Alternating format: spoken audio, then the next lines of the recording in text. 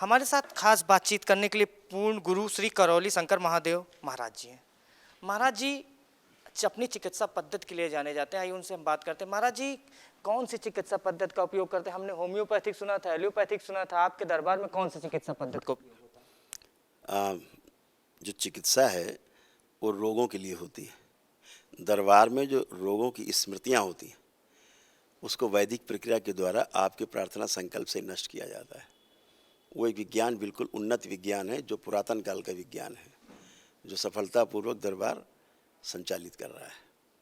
महाराज जी बड़ा असाध्य रोग आपके यहाँ ठीक हो जाता है। आप कैमरे में लोगों को चैलेंज करते हैं, भाई आइए। हमने देखा आपने कई बार बड़े जो मीडिया संस्थान है उनमें जाकर चैलेंज किया कि आइए हम दावा करते हैं और असाध्य रोग ठीक हो। तो आपके यहाँ विदेशी भी बहुत आते हैं। किस तरीके से, क्या आप हमारे दर्शकों को बताइए, आप किस तरीके से कौन सी चिकित्सा पद्धति से इलाज करते हैं लोगों को असाध्य रोग ठीक हो जाता है? बोला ना कि रोग असाध्य हो चाहे साध्य हो, उसका कारण एक ही है और निवारण भी एक ही है। रोग कोई हो, वो आपकी नकारात्मकता से शुरू होता है और जो सघन नकारात्मकता हो जाती है तो असाध्य रोग बन जाता है। यदि आप सकारात्मक हो जाएं, आप में गहरी सकारात्मकता पैदा कर दी जाए, आपके प्रार्थना संकल्प इतने गहरे हो जाएं, आपकी साधना इतनी गहरी हो जाए कि आप में सकारात्मकता भर जाए, तो जब पूर्ण सकारात्मकता होगी तो आप पूरी तरह स्वस्थ होंगे। तो सकारात्मकता ही स्वास्थ्य है और नकारात्मकता ही रोग है। ये बेसिक, ये आपकी समस्या है और ये समाधान है।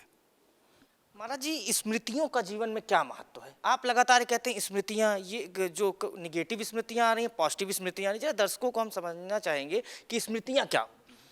जैसे हमसे आप प्रश्न पूछ रहे हैं, किस आधार पर पूछ रहे हैं? स्मृति के आधार पर। स्मृति के आधार पर हम आपको उत्तर देंगे, तो स्मृति के आधार पर। अभी यहाँ से जाने की आप सोच रहे हैं कहीं जाना है आपको, तो स्मृति के आधार पर।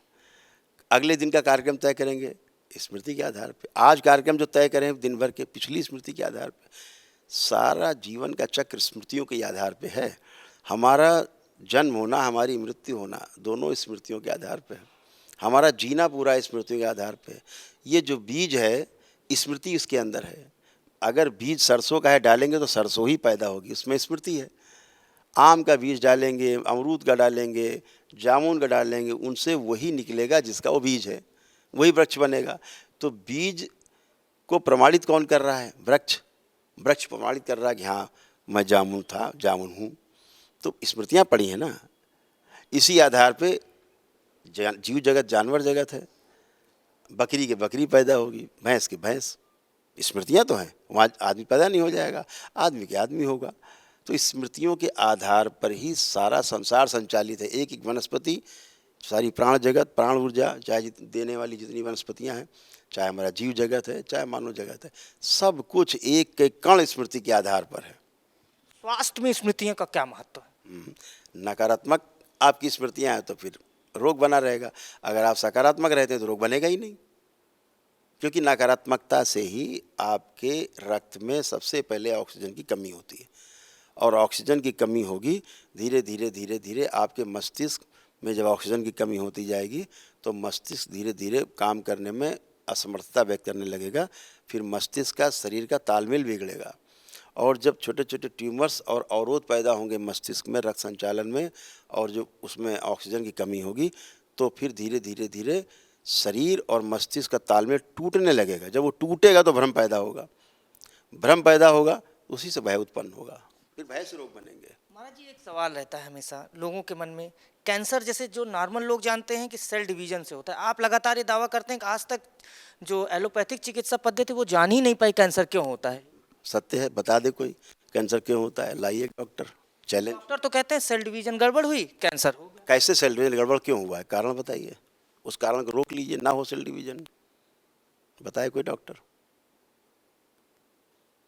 ये लगातार ये कहते हैं कि एलोपैथ में जो जांच होती है वो कहीं ना कहीं किस चीज़ की सही जांच करानी चाहिए, वो नहीं। मैं जो प्रश्न उठाता हूँ बताता हूँ।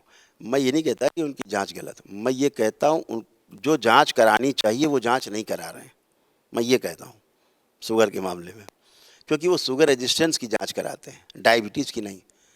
आप चले जाइए किसी जो शुगर स्पेशलिस्ट डॉक्टर हो, जो इसका डायबिटीज़ का डॉक्टर हो, आप खड़े हो जाइए इसके बाहर और पूछिए, पेशेंट के पर्चे देखिए, किसी में भी डायबिटीज़ की जांच के पर्चे नहीं होंगे, ग्लूकोज की जांच के पर्चे होंगे, तो ग्लूकोज के आधार पे आप डायबिटीज कैसे निर्धारित कर रहे हैं? किसी को है डायबिटीज, आपको है, वो आपकी इंसुलिन कम और ज़्यादा के आधार पे तो आप तय करते हैं।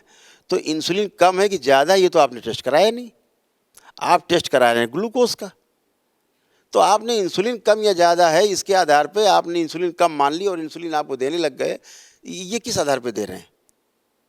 ये तो पूरा एक कमर्शियल एक सेटअप खड़ा कर दिया है। और पेशेंट को कुछ पता नहीं, वो तो विश्वास पे आपके पास आया है। तो मुझको इसका जवाब दिया जाए कि ये टेस्ट क्यों नहीं होते लैब में? आप किसी लैब में चले जाइए, मैं खुले कह रहा हूँ आपसे, आप किसी लैब में चले जाइए, उस लैब से पूछिए, अपना डेटा दीजिए कि आपने कितने शुगर टेस्ट किए हैं ग्लूकोज के आधार पे और कितने शुगर पेशेंट के टेस्ट किए आपने इंसुलिन के आधार पे। महाराज जी, आप ये कहना चाहते हैं सही जांच नहीं हो रही, सही चीज़ की। और ये बताइए, क्या क्या इसमें लगता है कोई पीछे से कोई कंपनियां काम करें? क्या ऐसा क्यों किया जाता है? इतने मरीज हैं और लगातार आंकड़े बढ़ते जा रहे हैं, कैपिटल होने वाली है डायबिटीज़ की इंडिया, ये चिंता का विषय है। आपको क्या लगता है? वो चिंता का विषय नहीं है। चिंता का विषय ये है, इनके पास किसी प्रकार की दवा नहीं है। दवा का अर्थ होता है कि आपका रोग ठीक हो जाए, मरते दम तक आपको इंसुलिन लेनी है। ये रोग की चिकित्सा है? ये चिकित्सा है? ये जिंदगी भर आपको सर दर्द की दवा खानी है, जिंदगी भर आप बीपी की दवा खाएंगे, जिंदगी भर आप थायराइड की दवा खाएंगे, जिंदगी भर आप इंसुलिन लेते रहेंगे, शुगर? ये दवा है? दवा का अर्थ होता है जिसको खा करके आप स्वस्थ हो जाए, औषधि। तो कहाँ औषधि है? ये सारी मार्केटिंग है और बहुत लंबी मार्केटिंग है, ये सभी लोग जानते हैं, सब खुला खुला है, इसमें कुछ छिपा नहीं है। महाराज जी, एआई ने सबका जीवन बदल दिया, कहीं ना कहीं बच्चों पर भी इसका असर पड़ रहा है, आप इसको कैसे देखते हैं? नहीं, अभी जीवन बदला नहीं है, अभी तो शुरुआत हो रही है। अभी इसके जब विकार सामने आएंगे तो वो बहुत विकार, उसकी चिकित्सा तो है ही नहीं। इस जितनी भी इसमें चिकित्सा पद्धति विद्यमान है, एआई के मारे हुए लोग, एआई के डसे हुए लोग, एआई से पीड़ित लोग, बच्चे, उनका इलाज ही उनके पास नहीं होगा। उससे ज़्यादा असहाय स्थिति नहीं होगी जब बच्चे अपने माता पिता को नहीं पहचानेंगे। उनके पास वो स्मृतियाँ भी उनकी चली जाएंगी कि बच्चे चलना फिरना भूल जाएंगे, बच्चे खाना पीना भूल जाएंगे, कैसे खाया जाता है यही भूल जाएंगे, कैसे चला जाता है यही भूल जाएंगे, कैसे सोना है, कैसे बात करना है भूल जाएंगे, शब्द भूल जाएंगे, क्या बोलना है, माता पिता को पहचानना भूल जाएंगे। ये सब केस मेरे पास आते हैं रोज़।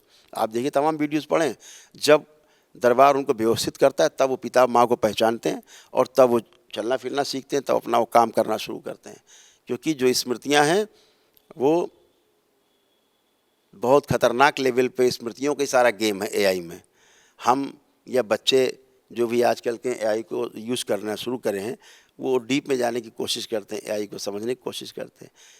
स्मृतियाँ तो हैं वो सारी, जो सारी कलेक्ट करके उनका एक डेटा और एक उसका निकाल के समाधान देता है, हाँ भाई इसका ये है निचोड़ है। आप उसको कहता है यस ठीक है, सब कुछ देख लिया, इसका निचोड़ निकाल दिया। आपकी स्मृतियाँ सोच रहे हैं, आपकी उन स्मृतियों का इस्तेमाल कर रहे हैं, लेकिन वो स्मृतियाँ आपका इस्तेमाल कर रही हैं, आपके ब्रेन का इस्तेमाल कर रही हैं। और जब आप कमज़ोर पड़ते हैं मशीन के आगे, तो आपको जान के आश्चर्य होगा कि ये इस ग्रह का काम ही नहीं है। ये सारी स्मृतियाँ चुराई जा रही बच्चों से। इसका प्रमाण हम दे सकते हैं कि जिनकी स्मृतियाँ चोरी हो गई हैं, दरबार उनको 5 मिनट में सारी स्मृतियाँ लाके खींच के वापस उनको देता है। तब उनको स्मृति आती, तब माता पिता को पहचान पाते, तब वो चलना सीख पाते हैं, उठना बैठना देखते हैं, खाना पीना बोल पाते हैं, सब बातें बोल पाते हैं जो उनको से याद थी, नहीं सब भूल चुके होते हैं। तो ये बहुत खतरनाक, अभी पूरे विश्व में ये एक समस्या आएगी।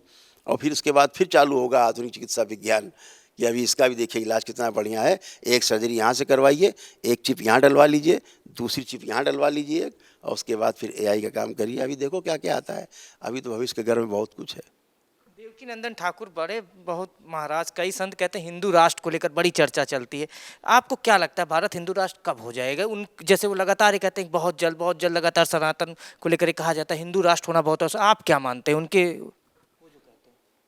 तो उनसे पूछ लीजिए ये मुस्लिम राष्ट्र है क्या, उन्हीं से पूछ लीजिए ये मुस्लिम राष्ट्र है, ये कौन सा राष्ट्र है? अरे उन्होंने संसद की कहा हिंदू राष्ट्र हो जाए, इसको लेकर आप क्या कहते हैं? दरबार का पहले भी स्टैंड जो था आज भी स्टैंड पे कायम है। इस राष्ट्र को किसी से सनातन का सर्टिफिकेट नहीं चाहिए। ये देश सनातन था, पूरा विश्व सनातनी है। सनातन का अर्थ ही होता है जो 5 तत्वों पर विश्वास करे, जिस आधार पे उसका शरीर है, जिस आधार पे पूरी सृष्टि है, उसको मानने वाला व्यक्ति सनातनी कहलाता है। हर वैज्ञानिक सनातनी है, हर अधार्मिक व्यक्ति, हर जितना भी आस्तिक है चाहे नास्तिक है, सब सनातनी है। हम तो सबको सनातनी मानते हैं। वो नकार ही नहीं सकता। उससे पता हो आपके शरीर में खून है कि नहीं है हड्डी है कि नहीं है। तो जो था सदा से जो है वो सदा रहेगा, वही सनातन है। तो सनातन के स्वरूप को पहचानना है। सनातन बात क्या हो रही है? सनातन ये एक जाति विशेष को लेकर बात हो रही है आजकल।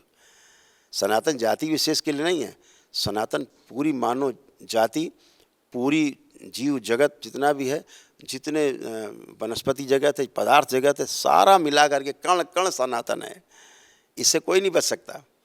कोई कहे कि नहीं साहब हम तो बगैर खाना हवा पानी के जिंदा रहेंगे, तो बताए अगर वो जिंदा रह सकता तो सनातनी नहीं है। अगर इसके बगैर जिंदा नहीं रह सकता तो फिर सनातनी है। सनातन का अभी तो असली अर्थ उस पर चर्चा ही नहीं हो रही। सनातन है क्या? सनातन तो पूरी एक व्यवस्था है, पूरी विधि है। हाँ, ये जाति विशेष पर सनातनी सनातनी करके थोपते, ठीक है। हम सनातन को ज़्यादा समझते हैं, सनातन को ज़्यादा हम समझते हैं, उस आधार पर जीते हैं, तो हमें सनातनी कहा जाता है। और क्या है? एक पिता के 4 बच्चे हैं, अगर कोई इंजीनियर तो इंजीनियर कहा जाएगा, कोई दूसरा डॉक्टर है तो डॉक्टर साहब कहे जाएंगे। जिसने जिस पे ज़्यादा ध्यान दिया उसको वही कहा जाएगा। जी, अनुरुद्धाचार की बात कर लें, लगातार महिलाओं को लेकर बयान देते हैं। पहले भी बयान दिया, लगातार विरोध हुआ, तो इसमें आप उनको क्या मानते हैं कि उनके बयान से आप कितना सहमत? अब उनको इस पर रुचि होगी ज़्यादा, महिलाओं में, उनके बारे में ज़्यादा ज्ञान होगा महिलाओं के बारे में उनको। नहीं देखिए, बयान एक बार दे दिया, फिर लगातार उस तरीके के बयान को रिवाइज करना, उसके बाद कहना नहीं ये बयान सही है, इस तरीके के दावे करना, आप इसको क्या मानते हैं? सनातन के लिए कितना नुकसानदायक? नहीं, ये तो सभी के लिए नुकसानदायक है कि भाई आपको तमाम लोग सुनते हैं, तो आपको सोच समझ के बोलना है, इतनी बात है। तो इसके लिए अब जिसके पास जो ज़्यादा ज्ञान है वो तो उसी पर चर्चा करेगा ना। प्रेमानंद महाराज जी सोशल मीडिया पर देखते ही हैं, उनके बयान, काफ़ी फॉलोअर्स हैं उनके पास। उन्होंने भी कह दिया कि नहीं, दोस्त नहीं बनाने चाहिए, बॉयफ्रेंड गर्लफ्रेंड इसको लेकर। और उन्होंने फिर कहा कि वो लोग, जो लोग इसको मानते हैं, हम फिर दावा करते हैं कि उनकी सोच नहीं अच्छी इस तरीके से। तो क्या आपको लगता है कि धर्म को इस तरीके के मामलों से बयान देने से बचना चाहिए? देखिए, इस तरह की बात वही लोग करेंगे जिनके पास इनका समाधान नहीं है। दरबार के पास इन सब का पूर्ण समाधान है। आप लाइए बिगड़ा बच्चा, आप बिगड़ा बच्चा लाइए, अगले दिन उससे मिलिए, आप ही को विश्वास नहीं होगा हमारा बच्चा है। क्यों? आप में अगर दम है तो उसकी नकारात्मक स्मृतियां हटा के दिखाइए। अगर उसमें कामुकता है और आपके वैदिक विज्ञान में आपकी दम है तो आप उसकी नकारात्मक स्मृति नष्ट करके दिखाइए। दरबार कहता है लाइए, आप 2 मिनट में समाप्त नकारात्मक स्मृति। अगर वो नकारात्मक सोच भर जाए बच्चा तो आप वैदिक विज्ञान को मानना छोड़ दीजिएगा। लाइए आप। तो ये वही बातें करते। देखिए, कोई भी बच्चा खराब नहीं है, लड़का हो चाहे लड़की हो, सब अच्छे हैं। क्योंकि दरबार शरीर नहीं देखता, लड़का और लड़की नहीं देखता, दरबार देखता है उनके अंदर बैठे जीवन को, जो शरीर को संचालित कर रहे हैं। अगर वो जीवन तमाम नकारात्मक स्मृतियों से ग्रसित है तो उसके द्वारा किए जाने वाला हर कार्य आपको खराब लगेगा। अगर उनका जीवन सकारात्मकता से भरा हुआ है तो उनके द्वारा किया जाने वाला हर कार्य आपको अच्छा लगेगा। तो आप में दम है, अगर आप में दम है, आपकी शक्ति का, तपस्या का, किसी का भी दम है, गुरु का, तो आप उसकी नकारात्मकता नष्ट करके दिखाओ। बातें पेलने से कुछ नहीं होता। तो आप मेरे सामने लाइए। अगर उसकी नकारात्मकता नष्ट नहीं होती 5 मिनट तो आप सवाल खड़े करिए हम पे। महाराज जी, कल के अवतार को लेकर काफ़ी कुछ चर्चा रहती है, कल के अवतार को लेकर आप क्या कहें? कल के अवतार के बारे में क्या कहना, क्या है, वो तो अवतार है, वो तो होने ही है। यही तो प्रश्न है। मैं बार बार ये कहता हूँ कि अवतार तो आपको देखने के लिए, शरीर में 2 आँखों से देखने के लिए है। किसी में अवतरित होगा, किसी शरीर में अवतार, ठीक है। लेकिन वो जाति कहाँ, ऊर्जा, महा ऊर्जा तो हमेशा रहती है। वो कल की तो ये तो होगा आज पैदा होंगे कल मर जाएंगे, वो ना पैदा होने वाली वस्तु है ना मरने वाली वस्तु है। कल की कल भी थे, आज भी हमेशा रहेंगे। तो वो जो कल की है वो एक परम ऊर्जा है, वो तो है ही सक्रिय। आप क्या समझ रहे हैं? उस निष्क्रिय है, सूक्ष्म जगत में सक्रिय है। बस स्थूल में आगे सक्रिय होना है, शरीर धारण करना है, इतनी तो बात है। जो वृक्ष लगे हैं सूक्ष्म में, उनमें जो फल फ्रूट आएंगे स्थूल में, उसके लिए शरीर धारण करेंगे वो। तो कल की कोई चले थोड़े ना गए ना कहीं चले जाएंगे, वो तो हैं और सदा रहेंगे। महाराज जी, एक चर्चा है, बड़ा झांगुर को आप कभी सुने होंगे, बड़ा दावा वावा चल रहा है, बड़ा उसने जिस तरीके से अवैध रूप से धन परिवर्तन करवाया, तो इसको लेकर कैसे ये लोग कैसे सफल हो गए, ये बड़ा सवाल उठता है कि कैसे ये लोग सफल हो गए। और ये लोग ऐसे लोगों को टारगेट करते थे जो आर्थिक रूप से कमजोर थे। तो क्या हमें जो लोग आर्थिक रूप से कमजोर हैं उनको टारगेट किया जाता है? आपको क्या लगता है कि इस तरीके से कैसे बचाया जाए हिंदू धर्म को? ये सनातन के लिए एक बड़ी समस्या होती जा रही है। देखिए, इस बात को समझना होगा, धर्म और संस्कृति में फ़र्क है। ये छांगुड़ पांगुड़ जितने हैं, ये सब इस टाइप के तमाम गली मोहल्ले में तमाम घूमते रहते हैं, सक्रिय हैं। ये संस्कृति परिवर्तित करा सकते हैं, धर्म किसी का परिवर्तन नहीं कर सकते। एक व्यक्ति का धर्म कोई परिवर्तित करा सके, ऐसा कोई संसार में पैदा नहीं हुआ। और सनातन धर्म ये कहता है कि हम सुखी रहना चाहते हैं और निरंतर सुखी रहना चाहते हैं। ये मेरा धर्म है, इसको कोई नहीं बदल सकता। ये मानव धर्म है, इसको छांगुड़ पांगुड़ कोई लांगुड़ कोई आ जाए, ये कोई कुछ नहीं कर सकते। इस संस्कृति को प्रभावित करने की कोशिश करते हैं, जो अपराध है। हमारे भारत जैसे इस विशाल राष्ट्र में हमारी भारतीय संस्कृति जो हमारे जीने का आधार है, जो हमारी संस्कृति पूरे विश्व में जिसको मान्यता है, मानवीयता के लिए मानी जाती है हमारी संस्कृति, हिंदू संस्कृति, तो ये उसको प्रभावित करने की कोशिश कर रहे हैं, जो अपराध है और जिसके लिए कड़ी कानूनी कार्रवाई होनी चाहिए। और ये सब गोरख धंधा जो इन लोगों ने नकली टाइप से फैला रखा है, वो इनका बंद होना चाहिए। महाराज जी, बागेश्वर महाराज जी को लेकर बड़ा चर्चा रहती है, हिंदू राष्ट्र की बात करते हैं, वो भी कहते हैं नहीं सनातन के लिए बहुत कुछ कर रहे हैं। आपको क्या लगता है उनके द्वारा जो पद यात्रा चलाई गई, और सुनने में आ रहा है और कई यात्राएं पद यात्रा जल्द शुरू करने वाले हैं, तो आपको क्या लगता है? जात विवाद कहते हैं, जात विवाद खत्म होगी, सब एक हों, तो इसको लेकर आप क्या कहते हैं? बच्चों की बातें क्यों करते हो? कोई और महाराज जी, आखिरी सवाल राजनीति को लेकर होगा। उत्तर प्रदेश की राजनीति की बात करें, 8 साल बेमिसाल सरकार कह रही है। सीएम योगी आदित्यनाथ का कहना है कि जिस तरीके से उनकी सरकार बनी, महिलाओं से लेकर सबका विकास किया गया और खासकर कानून व्यवस्था को लेकर काम किया गया। आप उत्तर प्रदेश की कानून व्यवस्था को कैसा देखते हैं? सुपर, पूरे देश में एक मॉडल है। पूरे देश में हमारे प्रदेश की जो कानून व्यवस्था है, एक मॉडल है। और इस समय तो मैं देखता हूँ हमारे जैसे कानपुर में ही है, तो कानून व्यवस्था का अगर मॉडल देखना हो तो कानपुर में देखिए। ये प्रदेश से ही तो निकला है, प्रदेश के मुखिया से तो निकला है। अकेले कोई किसी में करने में साहस तो है नहीं। आप पश्चिमी उत्तर प्रदेश चले जाइए, देखिए कानून का राज कितना ज़बरदस्त। पूर्वी उत्तर प्रदेश चले जाइए आप, कानून का राज है। आज पूरे प्रदेश में कानून का राज है। और मैं देखता हूँ कि बाहर के जो लोग आते हैं हमारे पास, तो पूरे देश से लोग आते हैं, पूरे हर राज्य से आते हैं, विदेशों के अलावा पूरे राज्य से आते हैं। उनसे आप बात करिए, उनको एक ही चीज़ टीस करती, उनके यहाँ योगी आदित्यनाथ जैसा मुख्यमंत्री क्यों नहीं है। ये उनकी टीस है। तो हम तो ये चाहेंगे कि योगी आदित्यनाथ जी के जो अंश हैं पूरे राष्ट्र में फैल जाएं। भविष्यवाणियों पे तो विश्वास करते नहीं, ये तो आप हमेशा कहते हैं। जरा अखिलेश यादव को उत्तर प्रदेश की राजनीति में कहाँ देखते हैं खड़ा? वो तो कहते हैं हम सुबह उबह उठने लगे हैं, बड़ा बहुत मेहनत कर रहे हैं। तो क्या आपको लगता है कुछ 27-27 में कुछ होगा? कैसे ही चलता रहेगा? देखिए, ये लोग राजनीतिक लोग हैं, ये सब राजनीतिक लोग हैं।